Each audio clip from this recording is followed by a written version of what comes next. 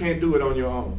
It's too scary. Now, if I thought I was taking care of myself by myself, doing something like this, don't you see how afraid I would be every week about whether or not I'd be taken care of when I don't even know who's going to show up from Sunday to Sunday? Right.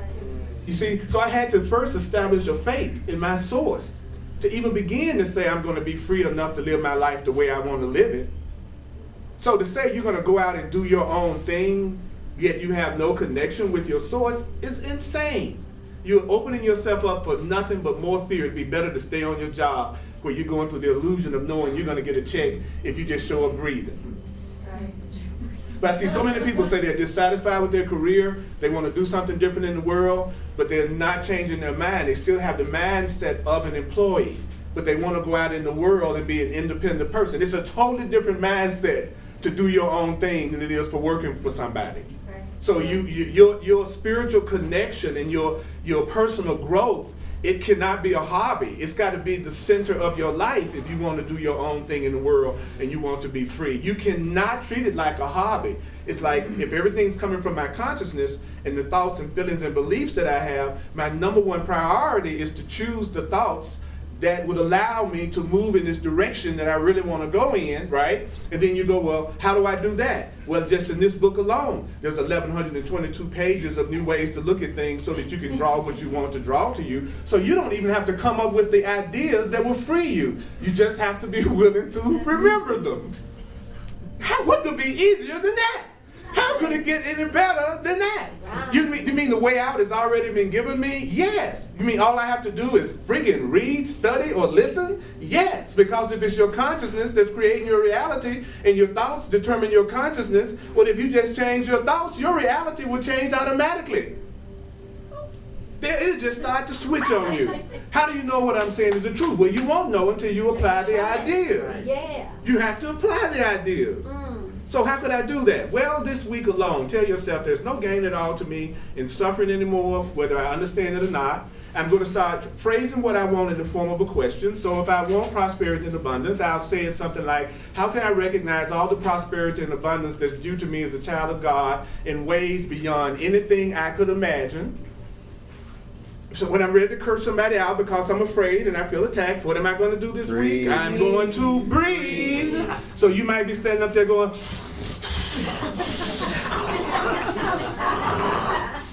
that alone might stop the argument because they're like, what's going on?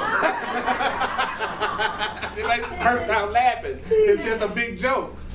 You'll surely get to the point where you'll go, this is just my ego. This is just the part of me that wants me to suffer. And you know what? I'm not going to use these thoughts. I hear you, ego. I hear you telling me to attack. I hear you telling me what's wrong with me. I hear the song that I'm singing. The chorus calls The Dirge of Sorrow. I'm listening to all this yang stuff that I'm telling myself all day about why this can't work, why I'm not loved, why I'm sad. I'm listening to the story.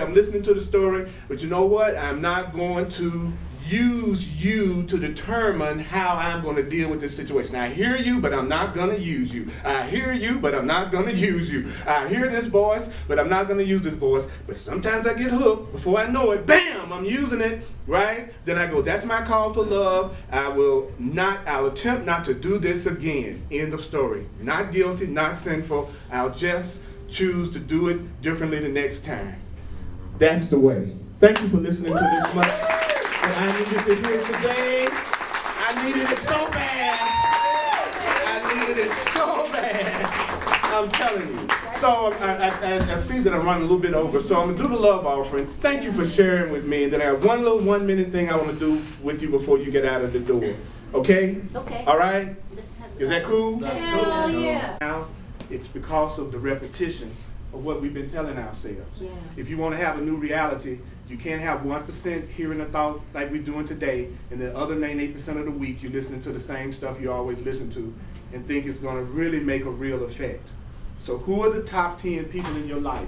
Go home, make a list of at least 10 people that when you are around them, you feel inspired and you feel better about yourself in the encounter. And make a point of asking yourself, what can I offer them too? And then put yourself in the presence of that person. The people that when you think about them, you feel depressed and heavy, avoid them like the plague. Don't seek them out so you can have a growth experience. I got to deal with it sooner or later, so I just will deal with it now. Deal with it after you get to the point that you're loving yourself so much that you would be unaffected by whatever their reaction to you would be. I'll say that again. Deal with that aunt that every time you go visit her, you feel like killing yourself afterwards. After you gotten to the point that you've been around those parts of yourself. And that's not codependency. That's healing. So don't let your higher consciousness ego fool you to go, well, you shouldn't be seeking. Isn't that seeking outside of yourself? Yeah, but in a way that's going to benefit you for a change. Yeah.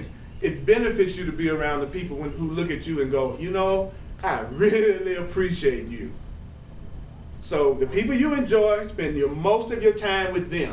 The people you don't, because you need to change your mind, then give them a wide berth. Now, do you have to do any of the things I say? Of course not. If that resonates with you, go with it. If you feel like, well, I need to be with the person that I'm really having a hard time with, then go for it. I hope you have a great time. I still think you're innocent and you're cool with me. Is that fair enough? Yeah. Is that fair enough? Yeah. I want you to live your life how you want to live it. And if anything I've said today conflicts with what you feel is true for your being, then do what you think you should do. Put that before anything you heard me say. Is that fair enough? Fair enough. Put you first, okay? So we're going to have 60 seconds of there is no gain at all to me in suffering. Okay, I'm going to take 30 seconds to get it started. There is no gain at all to me in suffering. Oh, yeah.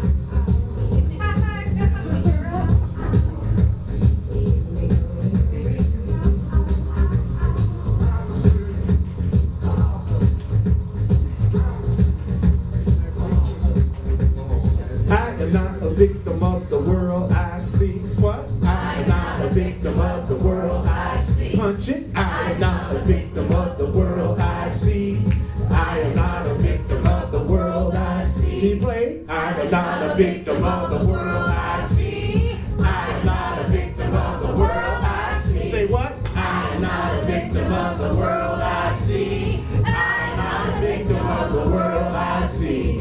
I am not a victim of the world I see. I am as love created me. What? I am as love created me.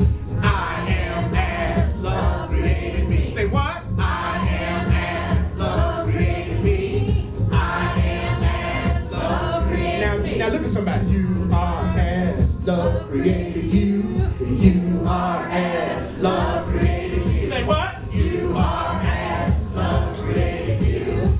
You are as love created you. You are as love created you. You are as love created you. I am as love created me. I am as love. And you know the last thing is, I am juicy, juicy and sweet. I am juicy, juicy and sweet. Say what? I am juicy, juicy and sweet. Yeah, I am juicy, juicy and sweet. And yeah. Thank you. Thank you for showing up and playing with me and remembering the truth together. And don't forget, hugs are available. And may the course be with you.